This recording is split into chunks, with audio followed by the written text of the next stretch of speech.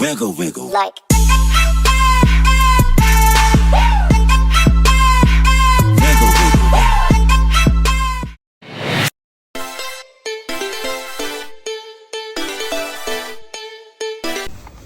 Saludos amigos, bienvenidos a una nueva edición de Tras Bastidores. Mi nombre es Carlos Toro, como siempre. Los invito a que se suscriban a mi canal de YouTube, le den like, campanita para notificaciones para que usted se entere de todo el contenido que está aconteciendo dentro del canal.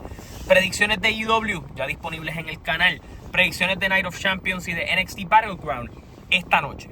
Así que hay mucho contenido dentro del canal, tanto para los fans en Puerto Rico que me siguen por el contenido de Puerto Rico y tanto para la gente que me sigue con contenido de otras partes. Además de que vamos a estar subiendo hoy contenido exclusivo para Patreon. Así que usted lo que tiene que hacer es, dentro de mis publicaciones dentro de YouTube, yo he puesto el enlace a mi Patreon. Vaya allá que va a haber contenido exclusivo semanalmente, alrededor de 3-4 videos exclusivos solo para ustedes, videos que ustedes no van a poder estar viendo dentro de YouTube. Videos especiales, colaboraciones, ese tipo de cosas, allá las van a encontrar.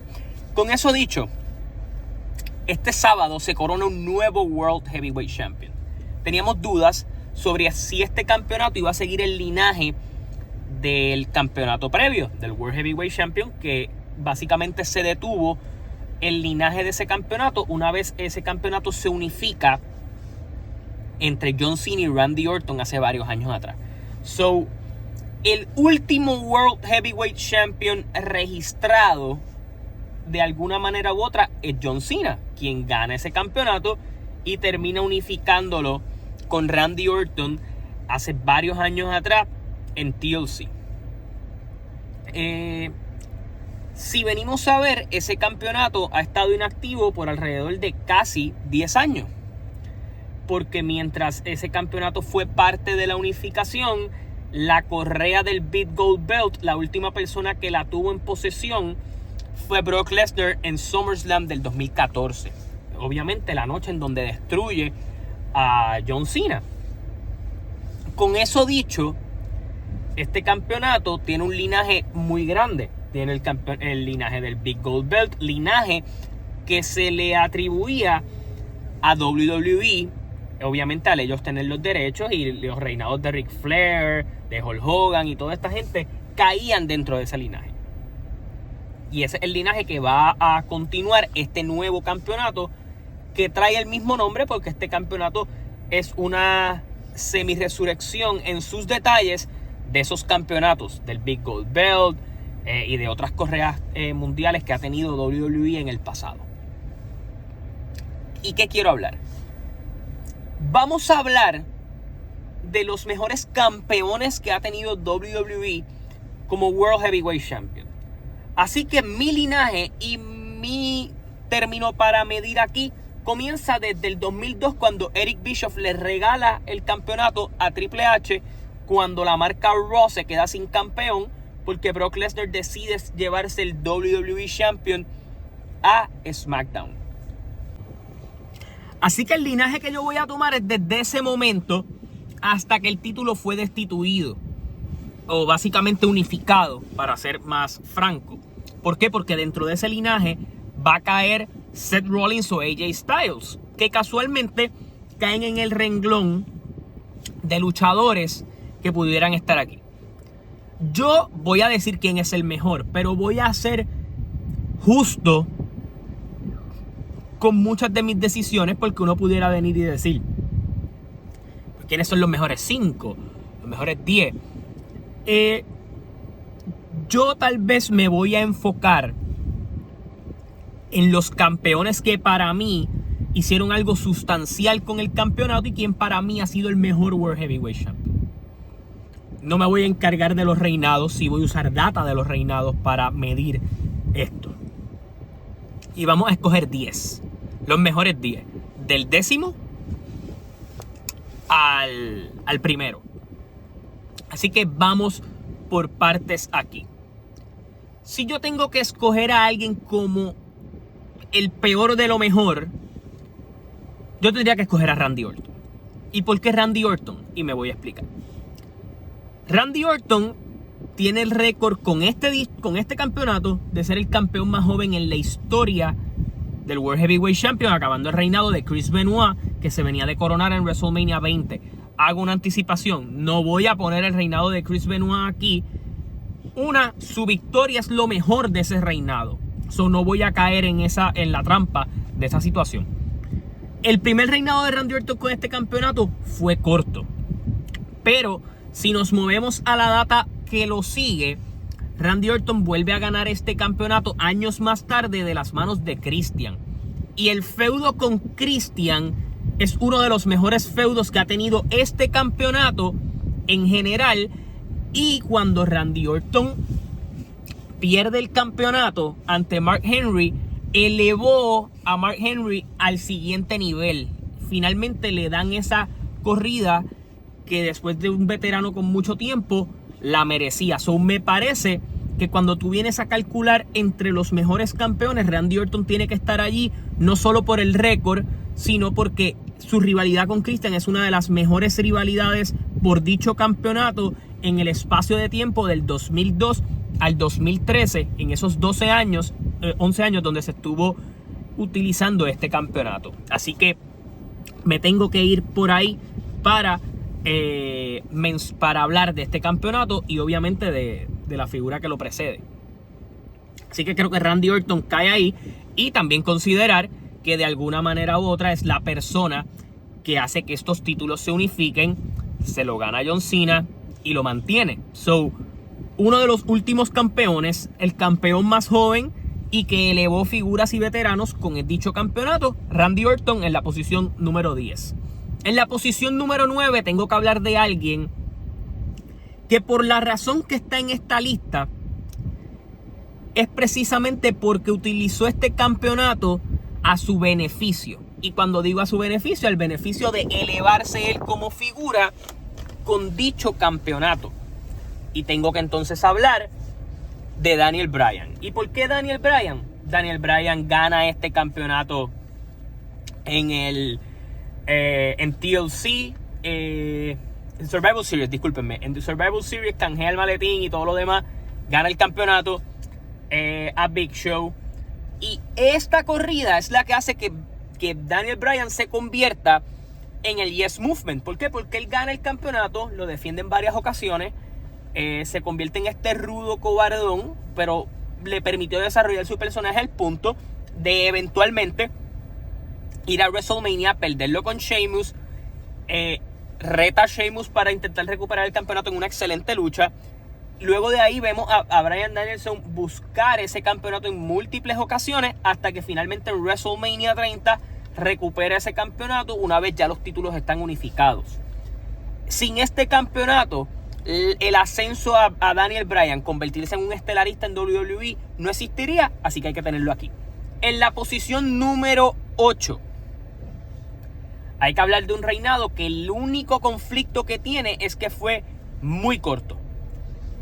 Y por supuesto estoy hablando de Mark Henry. Mark Henry gana este campeonato en Night of Champions, derrotando a Randy Orton. Venían construyendo lo del Hall of Fame y todo lo demás, pero Mark Henry, para no ser un excelente luchador, tuvo un gran año ese año. No solo tuvo buenas luchas con Big Show, tuvo buenas luchas con Daniel Bryan, tuvo buenas luchas con Randy Orton, y el trabajo se vio, pero Mark Henry tuvo una gran corrida.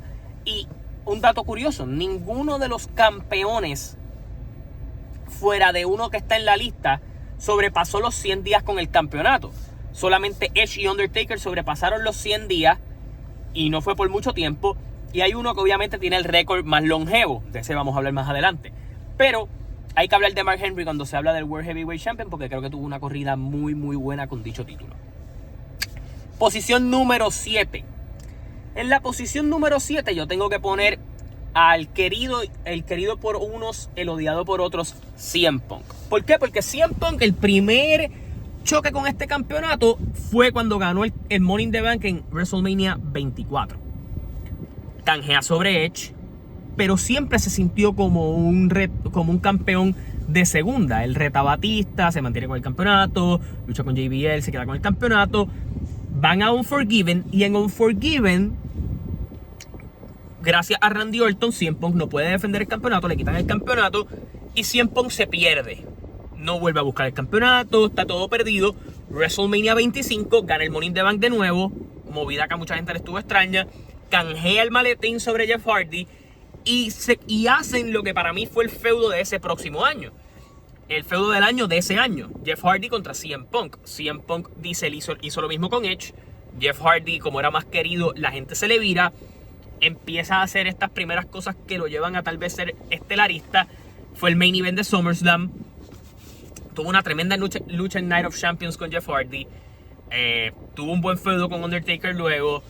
SummerSlam también mantiene el campeonato.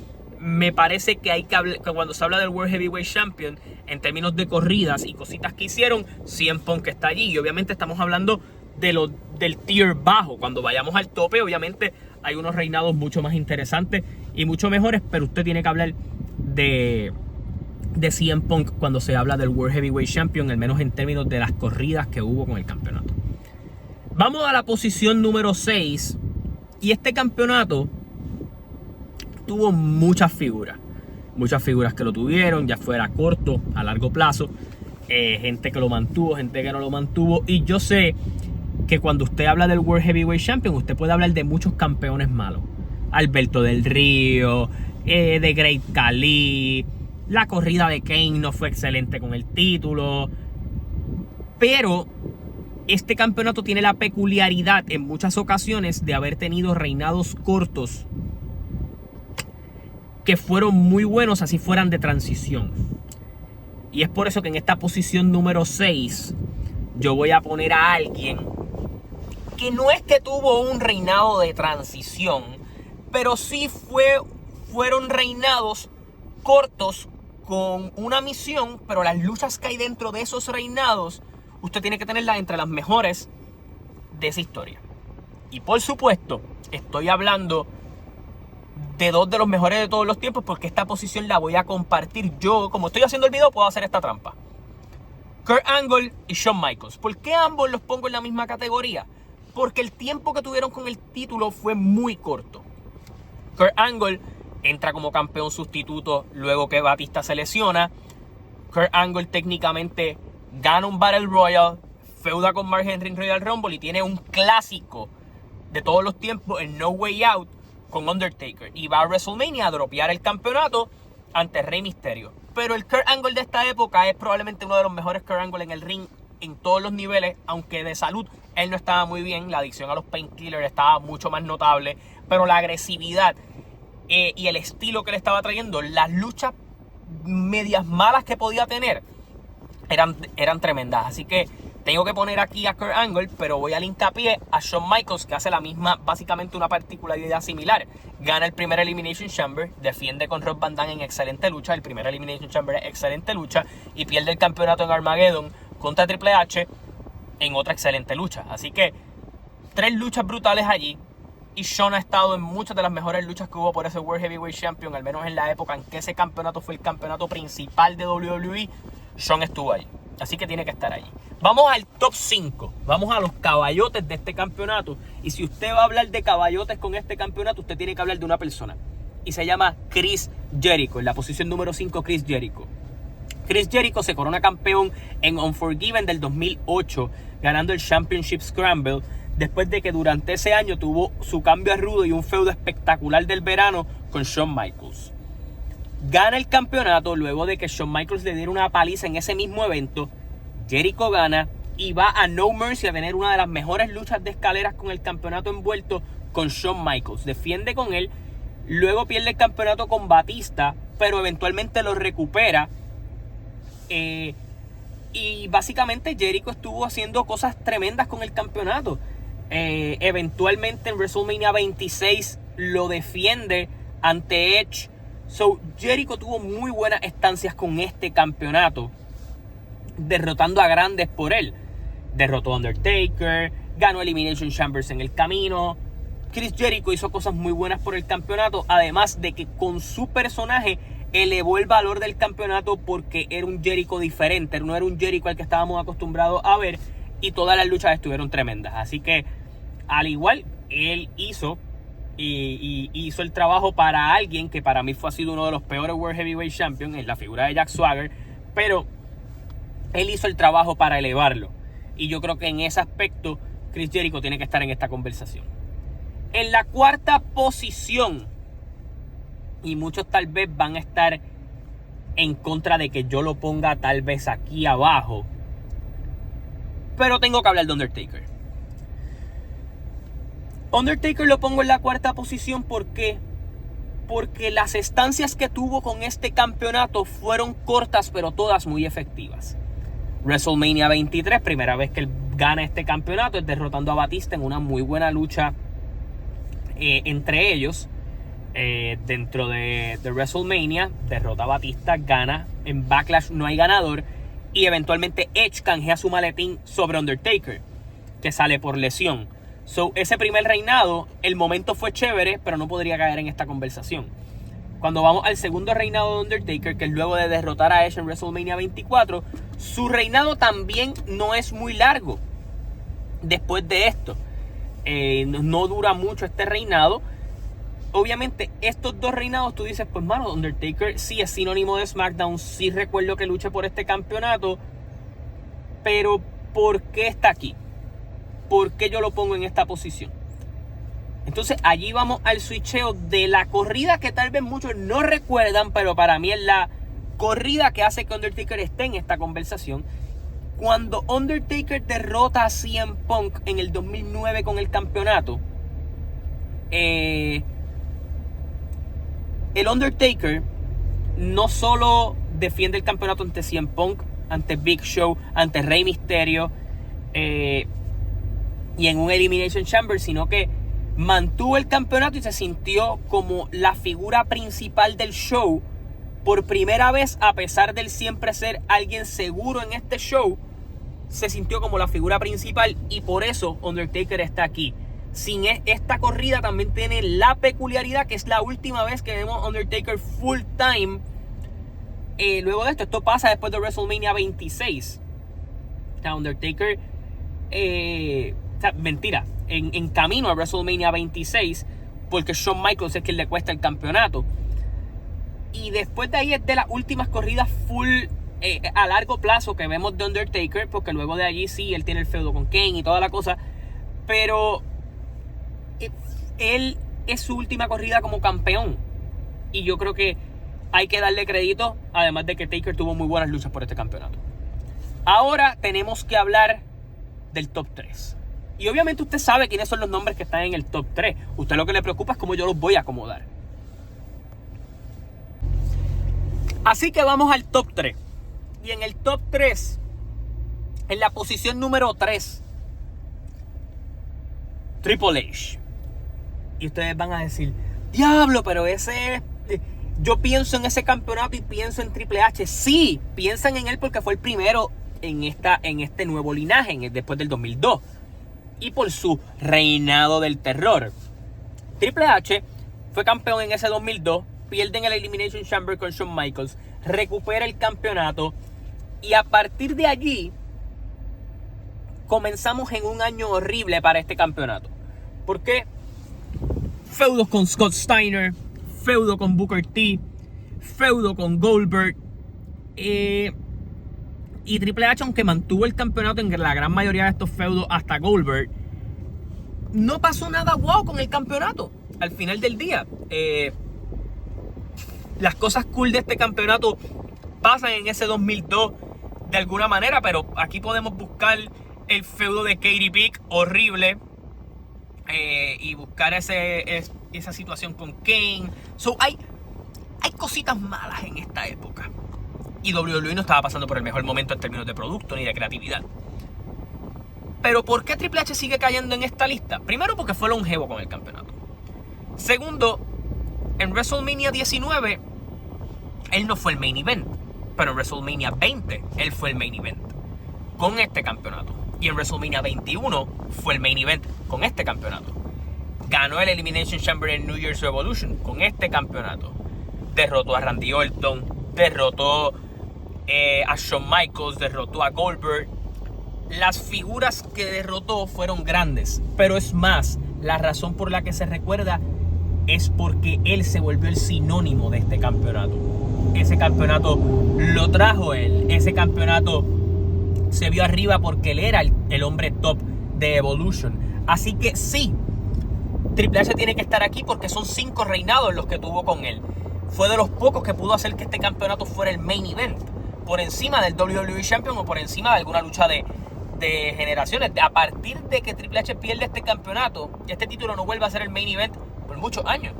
O sea, es más, creo que podríamos ir a la especulación de que nunca más volvió a ser el main event. Si usted va a la historia, después de Triple H perder este campeonato ante Batista en WrestleMania 21, en WrestleMania 22, 23, los main events fueron por ese campeonato, a excepción de WrestleMania 24, que Edge y Undertaker cierran WrestleMania con dicho título. A partir de ahí, WrestleMania 25, WrestleMania 26, WrestleMania 27, 28 y 29, el campeonato nunca estuvo en la posición estelar. Al contrario, en muchas ocasiones fue la lucha de apertura de WrestleMania. Este campeonato no vuelve a ser el main event de WrestleMania hasta WrestleMania 30. O sea, pasaron 6 años para que volviera a ser el main event, y era porque el campeonato ya estaba unificado. O sea, este campeonato, después de que Triple H fue campeón, solo tuvo un main event más de WrestleMania, y era por lo que significaba. Así que Triple H tiene que estar en la conversación de este campeonato. Vamos a la segunda posición, y aquí tal vez es debatible. Si Triple H fue sinónimo de este campeonato, hay otra persona que fue sinónimo, pero no solo eso. Se convirtió en estrella con este campeonato, y es Batista. Batista derrota a Triple H en una de las mejores historias contadas en aquella época, cuando como miembro de Evolution logra derrotar a Triple H. El movimiento sí se iba a dar, pero la gente fue mucho más orgánica con Batista. Tuvo una serie de 3 luchas con Triple H muy buenas, específicamente el Hell in a Cell de Vengeance, que para mí es tremendo. Revisítenlo, muy buena lucha.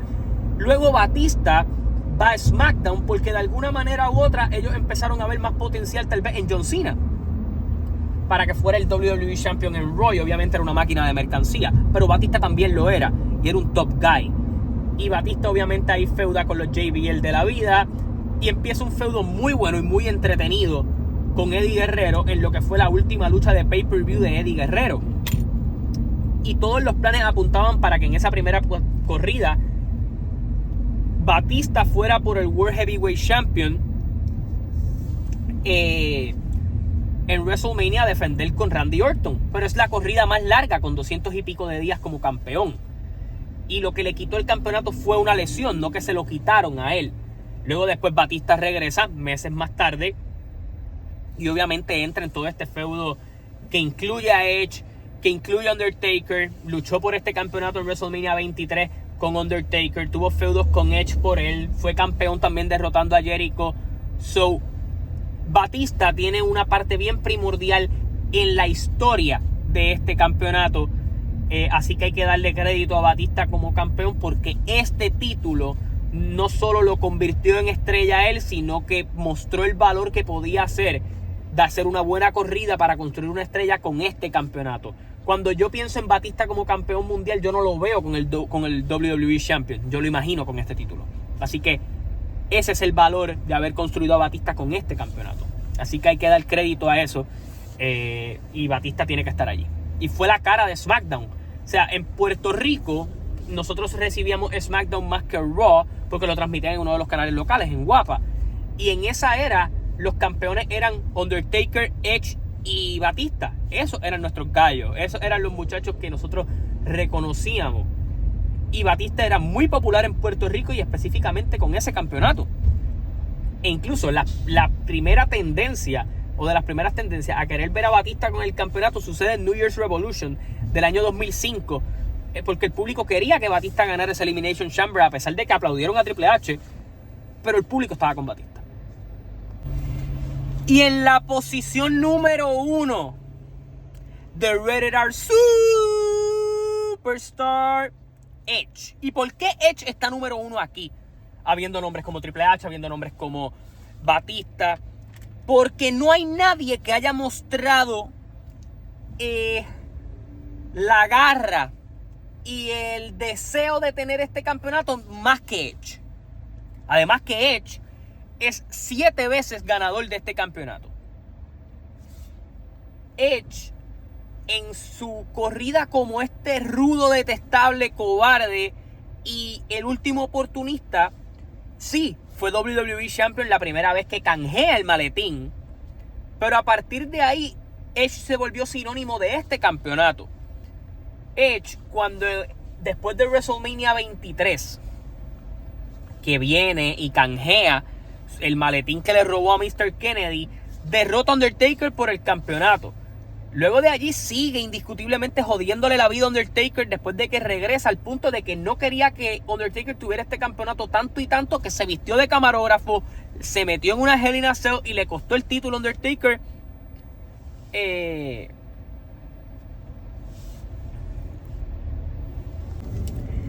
No solo eso, Edge hizo casi todo esto mayormente como rudo. Ganó el campeonato en Armageddon del 2007, camino a WrestleMania 24, ganándole a Batista y Undertaker. Este campeonato también pone a Edge como estelarista total, en todo punto, al punto de ser estelarista de WrestleMania en WrestleMania 24. Buenos feudos con Rey Mysterio, perdía el campeonato, lo recuperaba, Hell in a Cell con Undertaker. Por ahí siguió ganando el campeonato en muchísimas ocasiones más. En 7 ocasiones, para ser exacto.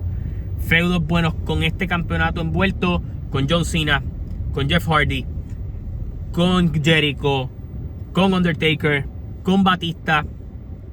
Al punto de que Edge tenía este campeonato al momento de retirarse. Luego de haberlo ganado en una lucha con Kane, Rey Mysterio y Alberto del Río, un Fatal 4-Way de escalera. Edge no solo fue un gran campeón, aunque no tuvo corridas largas con el campeonato, sino que hizo que el campeonato se sintiera como lo que tú deseas tener. Creo que consistentemente, fuera de Triple H, el tipo que en más main events ha puesto este campeonato. Y le dio importancia, le diste a alguien a quien odiar. Y a pesar de ser rudo, ser la estrella principal del show de SmackDown. Todo el mundo recuerda a Edge por su corrida como el Rated R Superstar. Pero ¿qué recuerdan? Todas las trampas que llegó a hacer por mantener este campeonato. Vicky Guerrero, Zack Ryder y Kurt Hawkins, Chavo Guerrero, Silla, Money in the Banks, todo por este campeonato. Y yo creo que para mí, el mejor World Heavyweight Champion que hay hasta la fecha, de ese linaje, y el que obviamente tienen que aspirar los nuevos ganadores de este campeonato a partir del sábado, es superar la corrida y el gran campeón que fue Edge con este campeonato. Así que nada, los invito a que se suscriban a mi canal. Déjame saber tu opinión. ¿Quién para ti fue el mejor World Heavyweight Champion con este campeonato? Y más allá de eso, ¿qué recuerdas? ¿Cuál es la corrida más memorable? ¿Qué de esta corrida tú dices, ese campeonato era el que a mí me gustaba? Vi mucha nostalgia con este título. Para mí también representa mucha nostalgia. Pero déjame saber en tus comentarios quién fue el mejor campeón de este linaje. Obviamente, si usted habla del linaje anterior, usted puede hablar de Ric Flair, de Hulk Hogan, de Sting y de todos los demás. Así que nada, los invito a que se suscriban al canal, campanita para notificaciones. Hasta la próxima, se cuidan. Nos vemos, gracias por el apoyo siempre.